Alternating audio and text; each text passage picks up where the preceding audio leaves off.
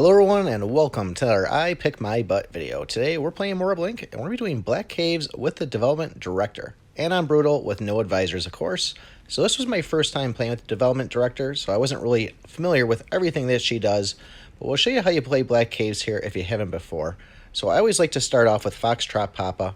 And we'll go in and do district representatives, and I always like to do the highway initiative, and then we'll do main roads too. If you look at the actual region that we're on, it intersects in both of those, which means our troops are going to move faster across the screen. And just like the notification says, we won't have as many coalition soldiers in this, but the big thing with Black Caves is we're not going to worry about the mountain areas, so only really rural and urban we're going to really focus on in the beginning. So we'll do outreach office, and then we're going to try to really pump out some civilian initiatives. The reason behind this is we want to stabilize that first area quickly, and this is one of those boards that if you don't stabilize it fast enough, the reputation just drops down rapidly. And somewhere on this map in those rural and urban areas, there is a tank that's hidden. Once that pops up and the insurgents are first going to show up, we're going to grab that if we find it in time, and we're going to save that tank. Once we attach it to a troop, yes, we're not going to sell it, but once we attach it to a troop, that's going to be our main troop we're going to move around to try to crush these guys.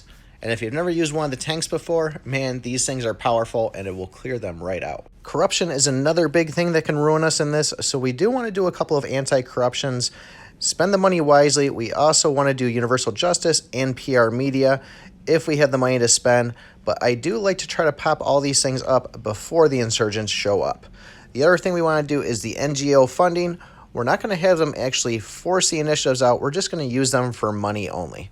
And that's going to be the one right to the right of universal justice. You'll see it purchased here in a little bit. And another great way to make sure that we're getting that first area stabilized is we are going to do the strategic communications. That's the one just like PR media. It's right underneath it once you purchase it. So even though we are going to let the insurgents take over the mountains, we don't want them to take over all of them. So what I try to do is focus on letting them take the ones right above my base there, kind of that region, and the one right below. If I see them pop up in the top left corner or on the right side, I want to try to crush them just to keep it from getting too crazy on me. And because we are allowing them to take over the mountains, we are going to have to find a way to get rid of those rebel bases. So having the drone is going to be a good thing. And once we see those rebel bases pop up, airstrikes are another easy way just to kind of eliminate them. And if you don't remove those rebel bases, you're going to find the insurgents are pretty much twice as strong as they normally would be. Now, if you don't have the drone and you have an area discovered, sometimes we can find those rebel bases by a little hidden question mark.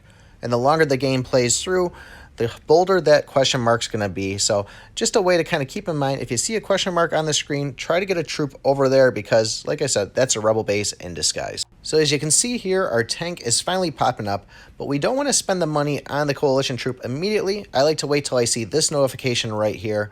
The reasoning behind that is the coalition troops are going to lower our support level. So if we go and get it way early, it's really going to affect how things are working for us. So we'll get this thing discovered. The second we get it discovered, we'll hopefully have enough time to throw our coalition troop on the insurgents if they're on the ground. They're not right now. They're in the mountains, so I'm not going to worry about them. So we'll have that tank. We'll set it aside in the meantime because having the tank on the troop and moving around, well, that's going to cause us to lose reputation in certain areas. It's going to anger the people because the tank's pretty much doing destruction to the roads and other things. So now we have our real first battle area here. So we'll throw the troop on there, throw the tank on it. And now it's just going to be kind of a cat and mouse type game. We just want to keep on pushing these guys into the mountains, and hopefully we'll start stabilizing some zones pretty soon. So our corruption is starting to get a little high here, so we'll do the one here, just kind of drops it a little bit. But I really want to start pumping that out because once we start doing the National Army, that's going to jump up pretty highly. So this is really much the basic of the game here. We just need to keep these guys pushing the mountains, stabilize the zones, find those rebel bases. You saw that they try to take over a main city there. If they are able to take those over, it's really going to lose a lot of reputation for us, especially if they take it, they lose it, and then they go back and take it a second time. Well, it's pretty much like the reputation doubles. So watch out for that. If you ever see them going for a main city, try to get a troop on there as fast as possible. And you can also see they took over the mountains on the right side there. That's a big no-no in my book. So we're going to try to get rid of them, but the problem is that's all in grayed out area. So it's going to be tough for our troops to support other troops when the area is grayed out. But we got to do something, so I will move that tank over eventually. We'll get another one going on it too, but that's a really easy area to kind of pinch and squash them. Now, when it comes to squashing the insurgent troops, I used to always try to just eliminate them totally from the map. And now what I try to do is just leave one insurgent up, keep them in a single zone, and just kind of guard the area around them. Because the second you remove that last insurgent from the map, well, they're just going to pop up somewhere else and you don't know where it is. At least this way, you will have them contained.